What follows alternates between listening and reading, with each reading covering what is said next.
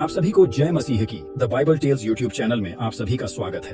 तो मित्रों, क्या आपने कभी सोचा है कि यीशु मसीह का बचपन कैसा रहा होगा?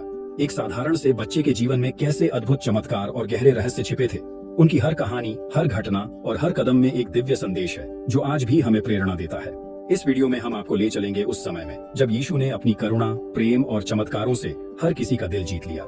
तो तैयार हो जाइए इस अद्भुत और रहस्यमयी यात्रा पर चलने के लिए, जहां हर मोड़ पर आपको एक नया चमत्कार देखने को मिलेगा। तो बने रहिए हमारे साथ इस वीडियो के आखिर तक, क्योंकि यह कहानी केवल सुनने के लिए नहीं बल्कि महसूस करने के लिए है। तो चलिए यीशु के बचपन की इस दिव्य कथा को विस्तार से समझते हैं। यीशु मसीह का जन्म बेथलेहम की गौशाला में हुआ था। यह वही क्षण था जब स्वर्ग से स्वर्गदूतों ने पृथ्वी पर शांति और आनंद का संदेश सुनाया था। चरवाहे जो रात को अपने भेड़ों की रखवाली कर रहे थे, उन्होंने सबसे पहले इस दिव्य घटना के गवाह बने। उन्हें स्वर्गदूतों ने बताया कि एक उद्धारकर्ता का जन्म हुआ है जो मानव जाति के पापों का बोझ उठाएगा। लेकिन यह कहानी केवल यहाँ तक सीमित नहीं है, बल्कि यीशु का बचपन रहस्यों से भरा हुआ था। उनकी मां मरियम और पिता यूसुफ ने उन्हें बड़ी सावधानी से पाला। जब यीशु केवल एक बालक थे, तब एक भविष्यवाणी ने उनके जीवन को और भी रहस्यमयी बना दिया। जब राजा हेरोद को ज्योतिषियों से पता चला कि यह बच्चा एक महान राजा बनेगा, तो उसका दिल भय और जलन से भर गया। उसने आदेश दिया कि बेथलेहम और उसके आसपास के सभी छोटे बच्चों को मार दिया जाए। लेकिन परमेश्वर ने एक स्वप्न के माध्यम से यूसुफ को सचेत किया और उन्हें अपने परिवार को मिस्र ले जाने का निर्देश दिया। यीशु का यह यात्रा अनुभव न केवल खतरों से भरा था, बल्कि परमेश्वर की देखभाल का जीवंत उदाहरण भी था। मिस्र में उनके बचपन के कई रहस्यमयी और चमत्कारी घटनाएं हुई, जिनके बारे में आज भी चर्चा की जाती है। मिस्र में रहते हुए यीशु अन्य बच्चों से बिल्कुल अलग थे। कहा जाता है कि जब वे खेलते थे तो उनकी उपस्थिति से सभी को शांति और प्रेम का अनुभव होता था। उनकी छोटी छोटी हरकतों में दिव्यता झलकती थी। एक बार जब यीशु 5 वर्ष के थे तो उन्होंने मिट्टी से एक पक्षी बनाया।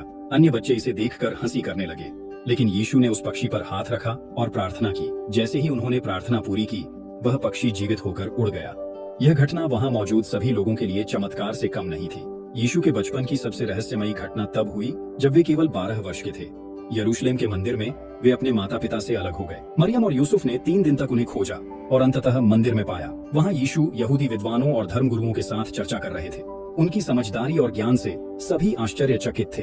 एक बार फिर यह स्पष्ट हो गया कि यह बालक केवल साधारण नहीं है, बल्कि उसमें परमेश्वर की आत्मा बसती है। यीशु के रहस्यमयी कार्यों और चमत्कारों से मरियम और यूसुफ भी कई बार चिंतित हो जाते थे।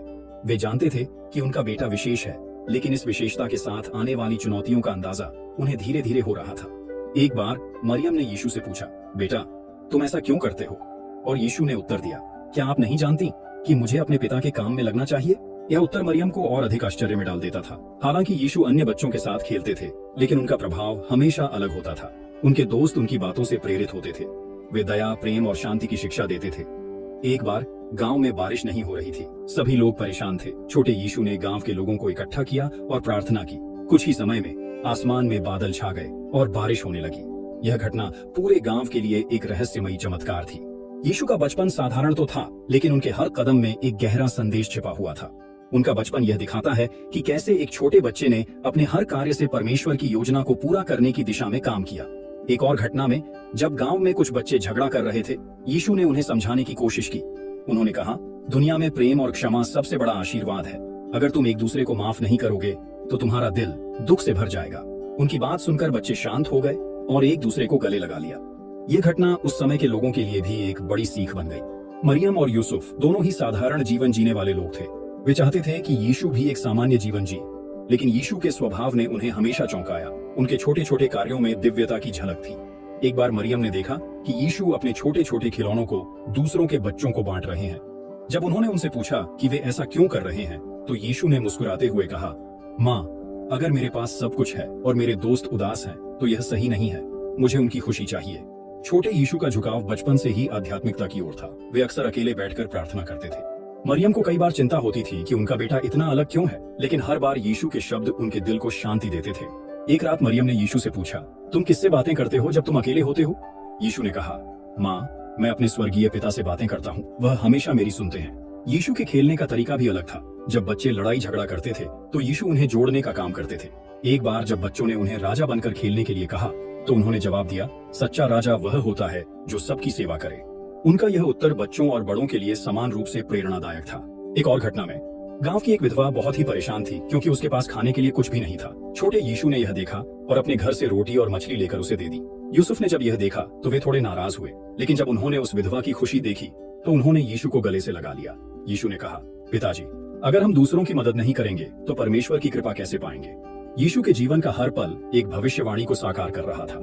वह तारा जो उनके जन्म के समय चमका था, आज भी उन लोगों के दिलों में चमकता है जो उनके संदेश को समझते हैं। एक दिन जब यीशु ने अपने दोस्तों को बताया कि एक दिन वे पूरी दुनिया के लिए संदेश लाएंगे, तो किसी को उनकी बात समझ नहीं आई, लेकिन उनके शब्दों में एक गहराई थी जो वर्षों बाद स्पष्ट हुई। गांव के कई बुजुर्गों ने बताया कि जब भी वे छोटे यीशु के पास बैठते तो उनका सारा दुख दूर हो जाता था। उनके शब्द और उनका चेहरा किसी अद्भुत शक्ति का एहसास कराते थे। यीशु के बचपन का हर दिन एक नई सीख और प्रेरणा से भरा था। ऐसा कहा जाता है कि जब भी यीशु किसी कठिन परिस्थिति में होते थे तो उन्हें अदृश्य मार्गदर्शन मिलता था। मरियम और यूसुफ ने कई बार देखा कि यीशु कठिन निर्णय लेने के बाद भी शांत और आत्मविश्वास से भरे रहते थे। एक घटना में गांव के लोग एक बीमार बच्चे को लेकर आए। बच्चे को कोई भी उपचार ठीक नहीं कर पा रहा था। मरियम चिंतित थीं कि इतनी छोटी उम्र में यीशु को ऐसे हालात का सामना करना पड़ रहा है, लेकिन यीशु ने बच्चे के सिर पर हाथ रखा और अपने स्वर्गीय पिता से प्रार्थना की। कुछ ही पलों में वह बच्चा ठीक हो गया। यह देखकर लोग आश्चर्यचकित रह गए और मरियम के मन में यह विश्वास और गहरा हो गया कि उनका बेटा कोई साधारण बालक नहीं है। एक बार जब यीशु लगभग 10 वर्ष के थे, एक साधु जैसी पोशाक पहने व्यक्ति उनके घर आया। वह आदमी दूर दूर से भविष्यवाणियां करने के लिए जाना जाता था। उसने मरियम और यूसुफ से कहा, यह बच्चा केवल एक इंसान नहीं बल्कि पूरे संसार के लिए एक वरदान है। एक दिन लोग इसके नाम को प्यार और आदर से लेंगे। मरियम ने उस आगंतुक से पूछा, लेकिन कैसे? उसने उत्तर दिया, परमेश्वर की योजना किसी को पूरी तरह समझ नहीं आती, लेकिन यह निश्चित है कि यह बालक स्वर्ग और पृथ्वी के बीच पुल बनेगा। इस भविष्यवाणी ने मरियम और यूसुफ को न केवल गर्व से भर दिया, बल्कि उन्हें यह भी एहसास दिलाया कि उनके बेटे का भविष्य साधारण नहीं होगा। यीशु के जीवन का एक और बड़ा पहलू यह था कि वे जहां भी जाते वहां शांति और प्रेम फैलाने की कोशिश करते। एक बार गांव में 2 परिवारों के बीच वर्षों पुरानी दुश्मनी को लेकर विवाद छिड़ गया। लोग एक दूसरे के खिलाफ हथियार उठाने को तैयार थे। छोटे यीशु ने इस झगड़े को रोकने की ठानी।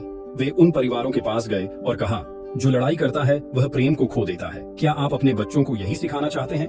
उनके शब्द इतने प्रभावशाली थे कि दोनों परिवारों ने अपनी दुश्मनी समाप्त कर दी और एक नई शुरुआत की। यीशु के दोस्त उनके साथ समय बिताने के लिए उत्साहित रहते थे, लेकिन कई बार उनके साथ ऐसे रहस्यमयी अनुभव भी होते थे जिन्हें वे कभी भूल नहीं पाए।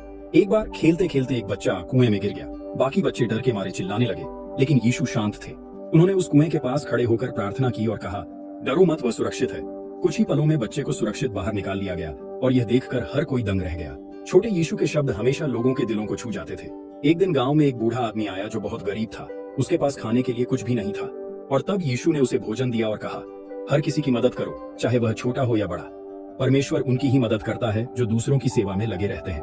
यूसुफ जो एक बढ़ई थे, अपने काम के कारण कई बार परेशान हो जाते थे, लेकिन यीशु अपने छोटे हाथों से उनकी मदद करते और उन्हें आराम करने के लिए कहते। एक बार यूसुफ ने मजाक में कहा, तुम मेरे से भी अच्छा बढ़ई बन जाओगे। यीशु ने मुस्कुराते हुए जवाब दिया, पिताजी, मैं बढ़ई नहीं लेकिन लोगों के दिलों को जोड़ने वाला बनूंगा।